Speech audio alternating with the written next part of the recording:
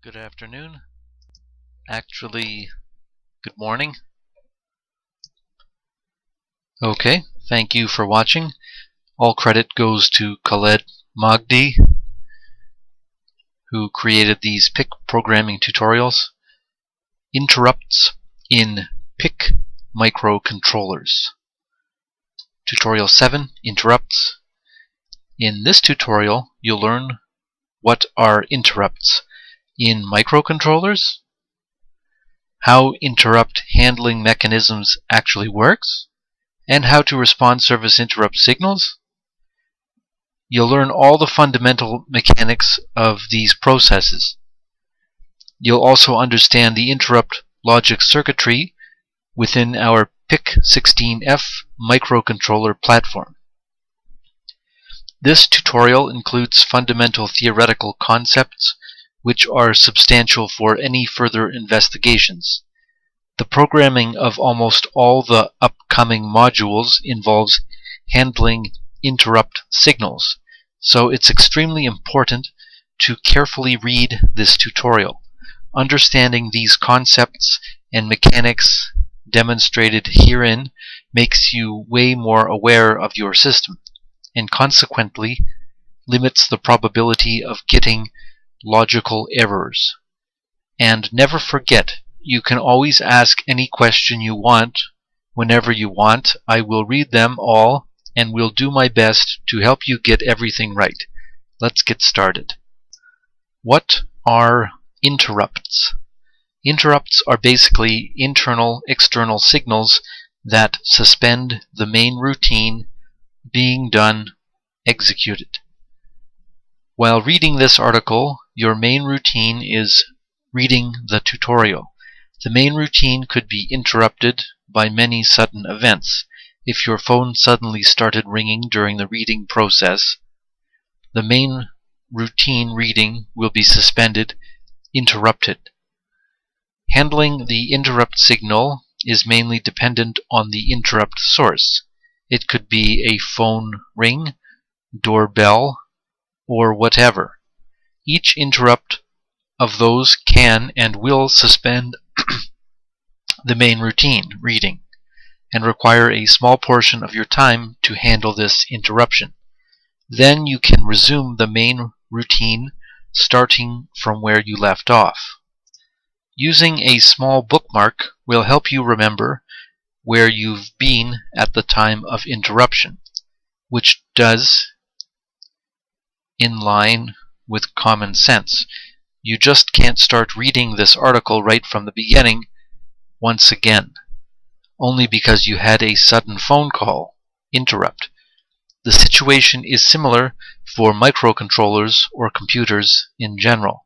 Any program being executed by a computer could possibly get suspended by an interrupt signal at any instance of time.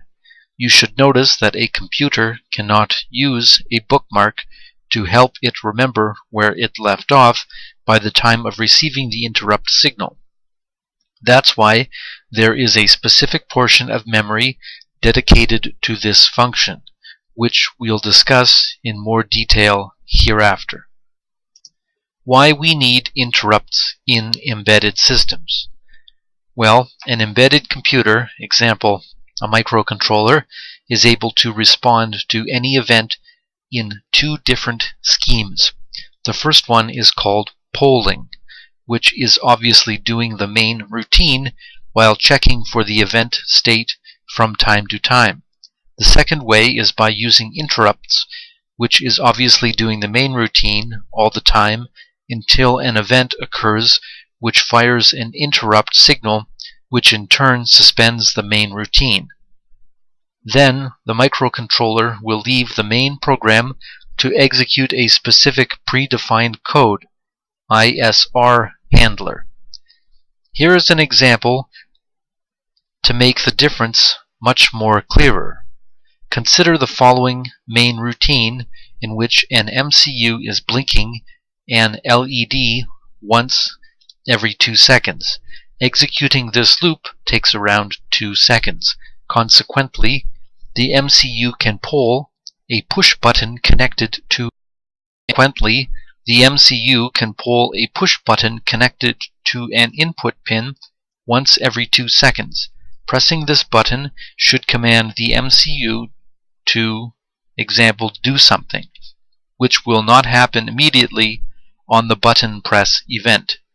On the other hand, an interrupt-driven system will immediately respond to the button press event, which fires an interrupt signal that stops the current main routine, even if it's performing a delay macro.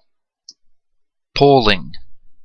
While 1, open curly bracket, LED equals 1, semicolon, underscore delay underscore ms 1000, semicolon, LED equals 0, underscore delay underscore ms 1000, semicolon, if, open parenthesis, button equals 1, end parenthesis, polling the button's input pin, open curly bracket, do something, close curly bracket, and close curly bracket. Completing the execution of one round in this loop takes roughly 2 seconds of time, in which the MCU pulls the button for a tiny little portion, roughly 1 microsecond. If you're lucky enough, the MCU will have finished the major 2 delays and will respond to your button press event. But the probability of this case is actually very low. One way to increase the probability of responding to your button press to be 100% is to hold the button pressed for no less than 2 seconds, which is not efficient in almost every situation. Down below is a simulation for the code shown above, indicating how it's more unlikely to have your MCU responding to your button press via polling compared to the following case: interrupt driven. On the other hand, for an interrupt driven system, the main loop will stay the same, but with the polling if statement removed, as shown below. While 1, open curly bracket, LED equals 1, semicolon, delay 1000, LED equals 0, delay equals 1000. Now the button press event will be handled whenever the button is pressed. The MCU will leave off the main loop when an interrupt occurs and head over to the ISR handler, which in this example will look like the code shown below. Void underscore interrupt, open parenthesis, close parenthesis, ISR in parenthesis it says void, open curly bracket, if, in parenthesis, button underscore interrupt equals 1 underscore, open curly bracket, do something, close curly bracket, close curly bracket. The ISR handler will be immediately executed whenever an interrupt occurs, and the MCU will leave whatever it's doing to respond to this interrupting event. Here is a simulation for the codes shown above, indicating how it's completely guaranteed to have your MCU responding to your button press immediately via interrupts. And how low is the responsiveness of your system in case of using the polling method? Well, that's not a question. And how low is the responsiveness of your system in case of using the polling method?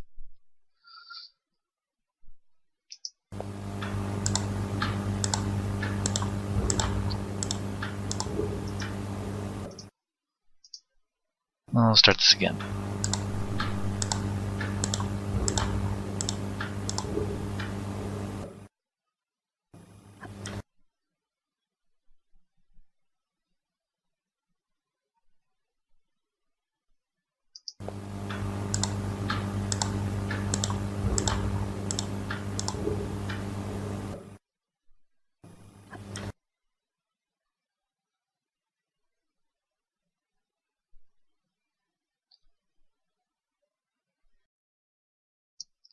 This point will be revisited again in much detail in future tutorials, but for now, all you should know that it's substantially more efficient to use interrupt signals to drive the actions of your system instead of polling each device independently from time to time.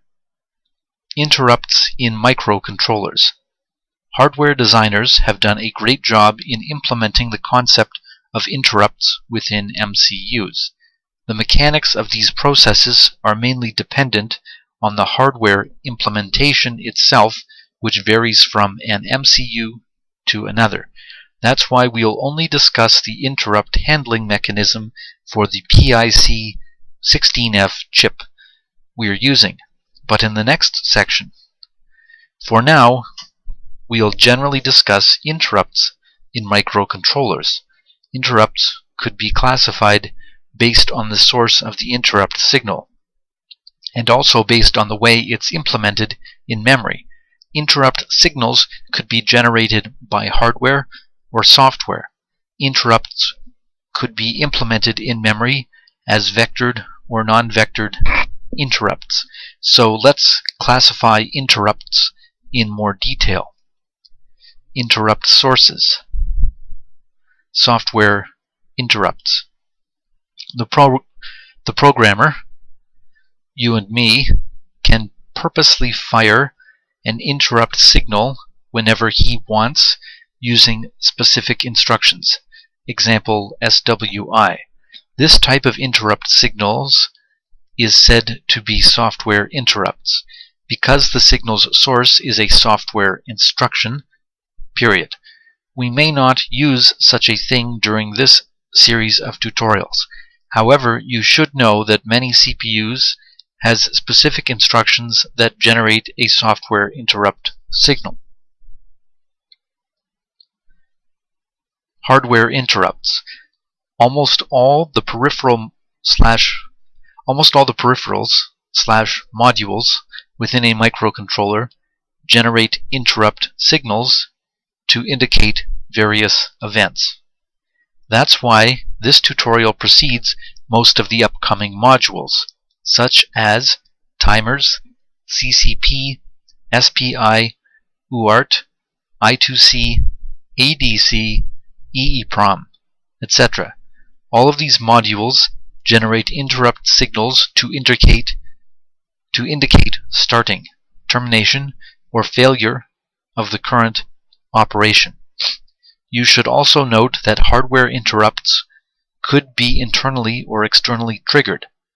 That's why many authors in our literature call internal modules interrupts internal, and the externally triggered interrupts external interrupts. Anyway, hardware interrupts are the most common ones, and it's our job to efficiently handle them. Our PIC 16F877A MCU has about 15 hardware interrupt sources. We'll discuss each of them in the respective tutorials hereafter. Vectored versus non-vectored interrupts.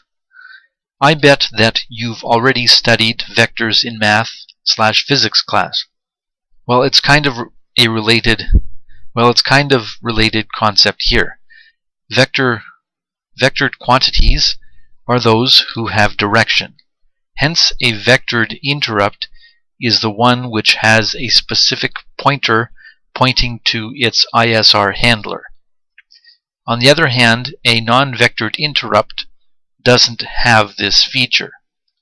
Vectored interrupts. For vectored interrupts, the CPU knows exactly the address of the ISR handler. The CPU has these addresses predefined in memory interrupt table in advance. When a vectored interrupt is fired, the interrupting module/device sends its specific vector to the CPU via the data bus. Then the CPU will perform a lookup in the interrupt table in memory, and then it branches to the ISR handler code associated to the interrupting device and executes it. Non-vectored interrupts. For non-vectored Non-vectored interrupts. For non-vectored interrupts, the CPU has a hardware fixed address called the interrupt vector. When an interrupt is fired, the CPU will push the PC to the stack. Then it'll jump to the interrupt vector address and then branches to the ISR handler code, which is a hard-coded ISR in a specific portion of the memory. You should have noticed that the CPU has no idea about which device/module that fired this interrupt signal. That's why it's our job as programmers to pull the peripherals, check the flags, in order to find out which device requires servicing. Then the CPU will execute the corresponding ISR handler. Interrupt handling mechanism. If the microcontroller we're using, PIC 16F877A, the interrupts are non-vectored in memory. In the microcontroller we're using, the interrupts are non-vectored in memory. So there is a common interrupt vector at the address 0004H, which is always skipped over while executing the firmware in the program memory. This process is indicated in the figure below. And it's a little too big to capture it. Oh, I can get it all. I will read it, but I suppose it's worth going to the website and looking at more closely or pausing the screen. ROM, program memory. And then there's like these addresses. Frequency oscillation divided by 4. Program counter PC. It sends a high into the ROM. Reset vector, interrupt vector, and then there's all these addresses.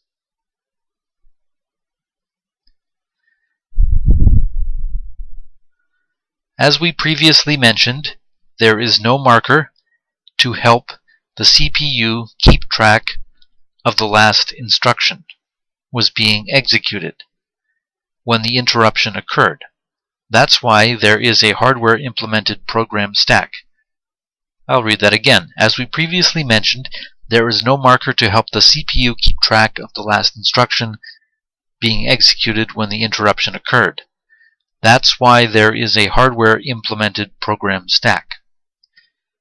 The program stack is basically an 8 levels, 8 registers structure that holds the addresses of program instructions to be executed.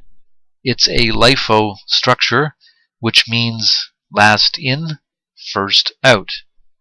The last pushed address is the first popped one. Before executing any instruction, its address is pushed to the stack.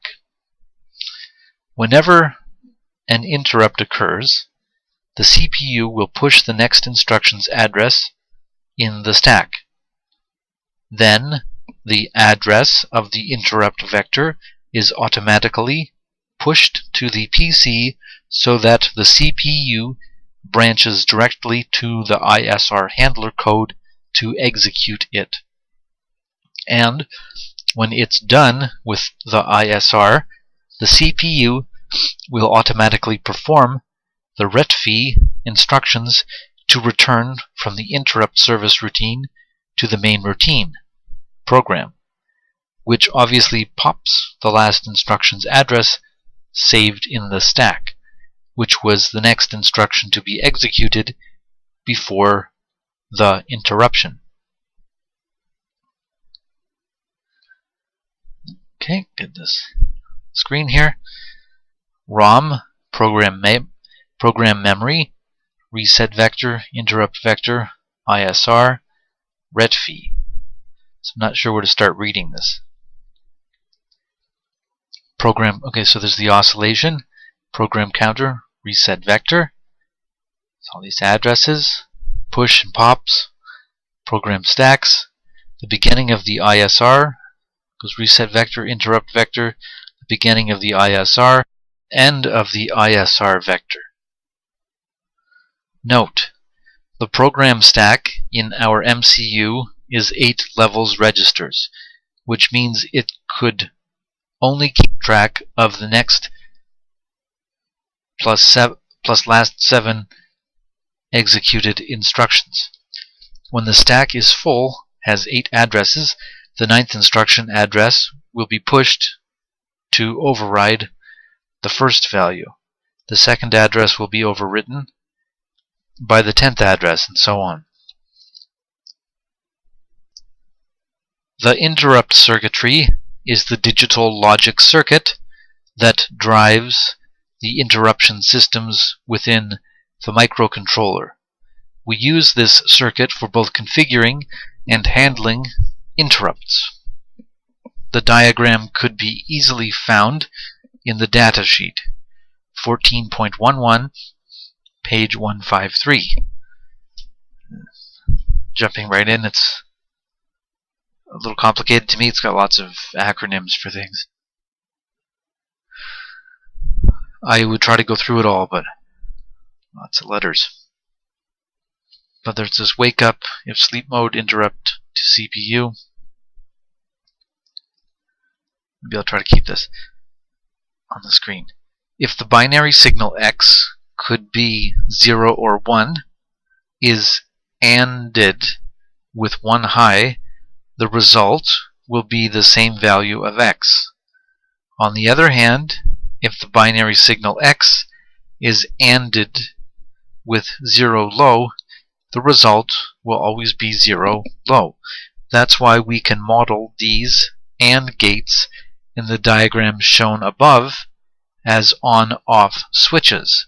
And here is a similar but simpler diagram. So the one below here. Interrupt circuitry.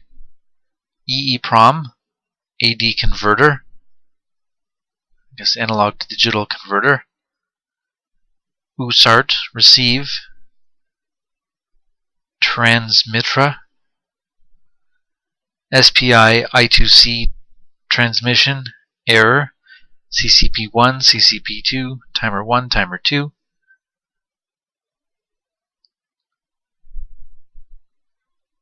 And I guess I can pause it. No, I shouldn't.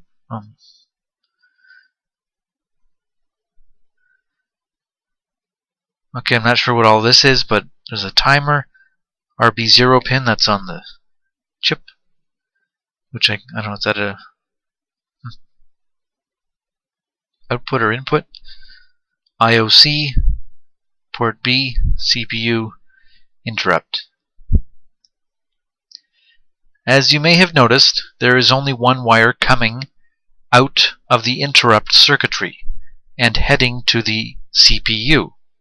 This is because our interrupts are non-vectored, so they do share one common interruption signal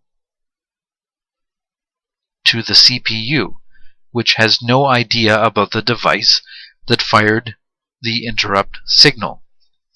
Configuring an interrupt source is the first step in working with interrupts.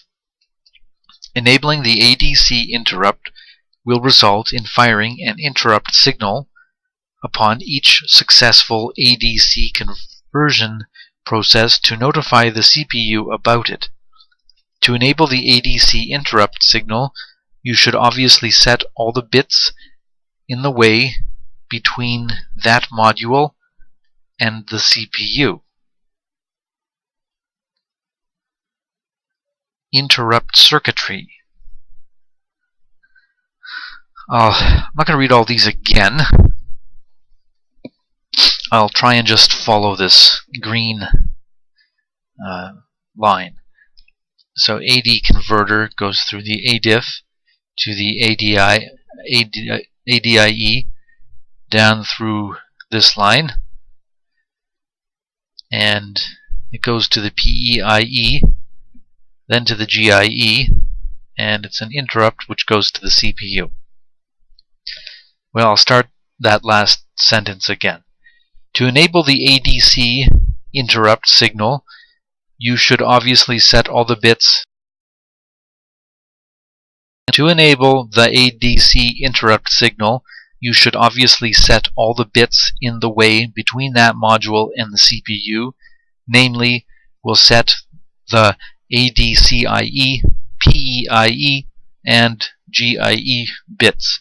Now, when an ADC conversion is complete, the ADCIF will be set, and the 1 high signal will reach the CPU to notify it that an interrupt has occurred. But the CPU now has no idea about which module has generated this signal. That's why there are interrupt flag bits. These bits are set upon devices interruption respectively. If an ADC conversion is complete, the ADCIF flag bit is set. If timer 1 has reached overflow state, the TMR1IF flag bit is set, and so on. Upon receiving interrupt signals, the CPU pushes the machine state in the stack and branches to the ISR handler, in which we must first poll, check, the flag bits in order to determine the interruption source to service it respectively. Pro tip: interrupt flag bits are automatically set when an interrupt occurs, regardless of the corresponding enabled bit's state. Whether it's enabled or disabled, the flag bit will be set when an interrupt occurs, and the programmer, you and me, should clear these flag bits before enabling interrupts. These registers contain both the interrupt enable bits and the interrupt flag bits. For each interruption source, up to 15, for each interruption source, up to 15, in MPLAB XC8, we've bit fields with the same names found in the datasheet for these bits. So it's very easy process to set clear each of these bits in the firmware, as we'll see in future tutorials. A perspective on interrupts flag bits. In the previous section, we've discussed the interrupt handling mechanism and the role of interrupts flag bits in this process. We've stated that these bits are set when the respective interrupt event occurs, and as programmers, it's our job to check these bits to determine the interruption source device in order to perform the respective ISR handler code. Finally, it's our job to clear the flag bit again to be 0. Note, you must clear the flag bits in software upon handling the interrupt. Forgetting to clear these flags will lead to insane behavior of the whole system that is hard to debug. Writing ISR handlers. The ISR interrupt service routine handler is a portion of your code that goes to a specific chunk of ROM, program memory. In this routine, you'll first have to check for the interrupt source, then handle it respectively. Finally, don't forget to clear the flag bits of this interruption. We can list these steps as shown below. Check the interrupt source, handle the interrupt, clear the bit flag. Let's consider an example in which you'll have to do ABC when the timer 1 module overflows, and to do XYZ when an AD conversion is complete. Configure the interrupt circuitry in order to let these signals reach the CPU will be done by the following code.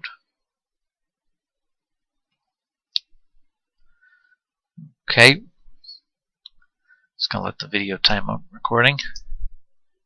Study this. Okay, well, I'll try to focus mostly on the description text. ADCIE equals 1, semicolon. ADC interrupt enable bit. TMR1 LIE, timer 1 interrupt enable bit.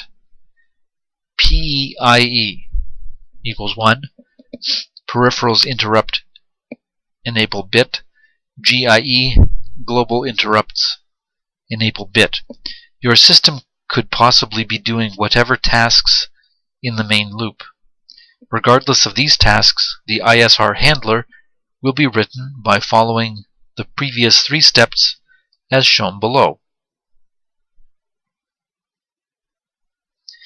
Void underscore interrupt brackets ISR void in brackets open curly brace if TMR1IF equals 1. This is saying check the flag. Here's another open curly bracket, which I guess terminates here. Do ABC, TMR1IF equals 0, clear the flag bit. If ADCIF equals 1, check the flag. Do XYZ, ADCIF equals 0, clear the flag bit. Take the time to get familiar with this code, as it's going to be our standard way of handling interrupts in future tutorials. The interrupt here is a reserved keyword for indicating that this function is the ISR handler. The name ISR in this code shown above is the name I usually give to this function. You can name it whatever you want, but keep it relevant and follow a consistent convention to both help yourself reread your code listings in the future and to help your team understand what you are doing. That was tutorial 7. Once again, tutorial 7 is interrupts in microcontrollers. And just for fun, let's see what the next tutorial is. It is how to write ISR handlers.